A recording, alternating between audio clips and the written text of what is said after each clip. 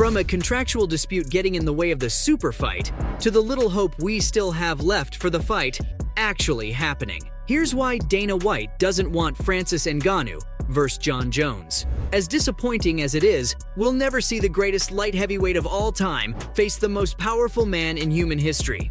In case you don't know, Ngannou was supposed to defend his title against Jones right after winning the belt, but there were way too many issues between Jon and the UFC for the fight to happen. So this led to Jon sitting out, and in the meantime, Francis started having contract disputes with the UFC too. Maybe White should focus on keeping his biggest stars happy with their pay. But after many years of waiting for that mega fight to be booked, now it looks like it's too late. Ngannou has signed with the PFL, and Jon has already gotten the undisputed title. Both men argue that they're the best heavyweight on the planet, but unfortunately, there's no way to prove that. Dana has been very strict about crossover fights unless you're Conor McGregor wanting to go to boxing. It does seem a little biased since he wouldn't give Francis the same privilege when he wanted to box Tyson Fury, and it was probably part of the reason why the heavyweight champion of the world was so adamant about leaving the UFC. And now that both athletes are in separate organizations, it might be too big of a risk for the UFC to make that fight. If there's one thing that we have in mixed martial arts that's missing from boxing, it's that the best fighter always competes against the best. So when you have a fighter holding an undisputed belt, you know it's worth a lot more than all those boxing titles.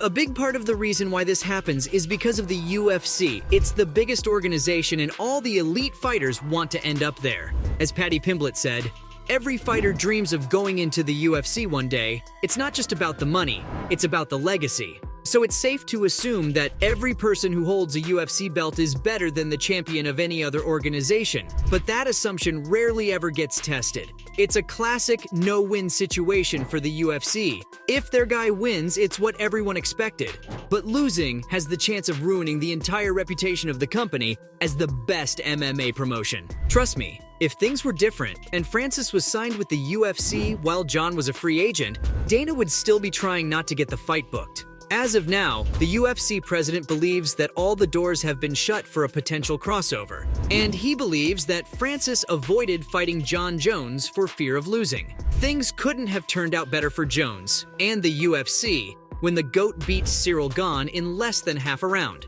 Had Gane won that fight, everyone would still be calling Ngannou the true heavyweight champ since he'd already defended his title against the Frenchman. But Jon saved the day, and since then, Dana's been pretty vocal about how the former undisputed champ ran out of his contract. White believes that they tried to set up the super fight for the heavyweight title, and they even offered Francis a lot of money to take that fight. But the UFC president thinks that Ngannou knows how that fight would have played out. And since the African champ wanted to go out on top, he left without accepting the fight, and even waited for a year for his contractual obligation to end. White has repeatedly said that dealing with Ngannou had always been a nightmare. Back in 2018, when Francis lost his first title fight against Stipe Miocic, Dana said that Ngannou was far too arrogant leading up to the fight even in their meetings, so the two of them never had the best personal relationship. White also said that Francis is never welcome back into the UFC even if he changes his mind now. They offered him all the money they could and he still turned down the offer.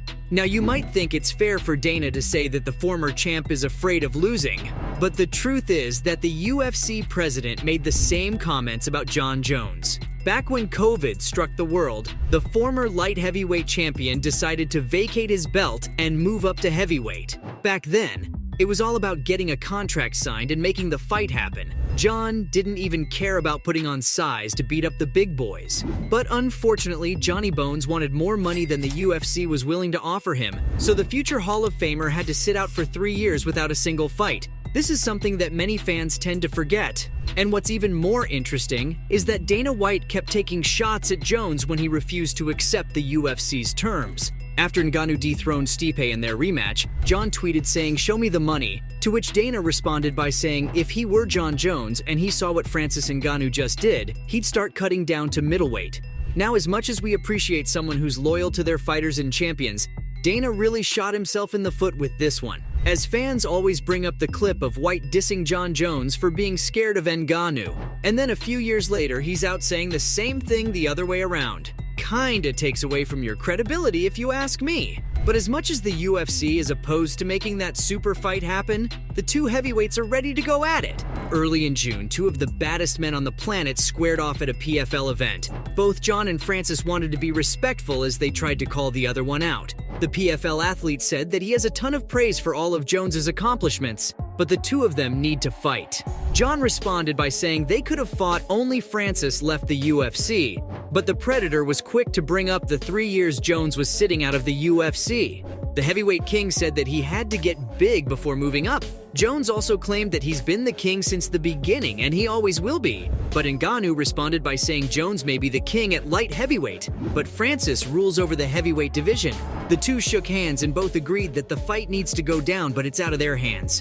Francis has been calling John out since he became a champ, and he still thinks a fight is possible. The ball is in the UFC's court now. It's actually a big reason why the money wasn't enough to convince Francis to stay. The former champ wanted the freedom to compete in another promotion.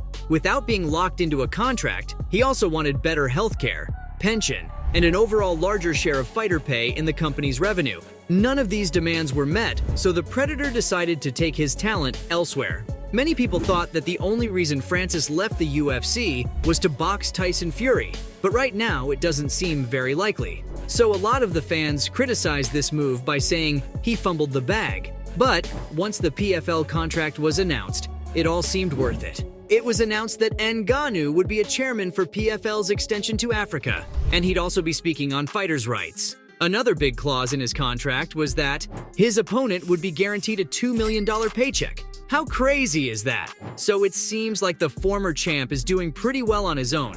But wouldn't it be crazy if somehow this fight could still happen? At this point, there's very little hope left. I'd say the only likelihood of the two fighting is if the UFC buys PFL or vice versa, and that's probably not happening anytime soon. But hey, money talks. If the two athletes can create enough hype around the matchup and the numbers are promising, Dana might be inclined to compromise. There's also a possibility of Francis coming back to the UFC. I mean, we've seen crazier things happen, so who knows? Maybe the biggest MMA promotion decides to bow down and accept all of Ngannou's terms. Seems like a long shot, but it all depends on how big of a number that fight would create. And if you're a fan of MMA, you know this fight has the ability to become the highest grossing pay-per-view of all time. It's got everything we need: the history, drama, bad blood, and the clash of two of the baddest men to ever exist. Just thinking about it gives me the chills. All we can do now is hope that the boss man changes his mind and the fans get to see the biggest heavyweight fight in UFC history. Well, that's all we have today, MMA fans. So from the possibility of the bout between Jones and Ngannou being booked, to a contractual dispute getting in the way of the super fight, this was why Dana White doesn't want Francis Ngannou versus John Jones.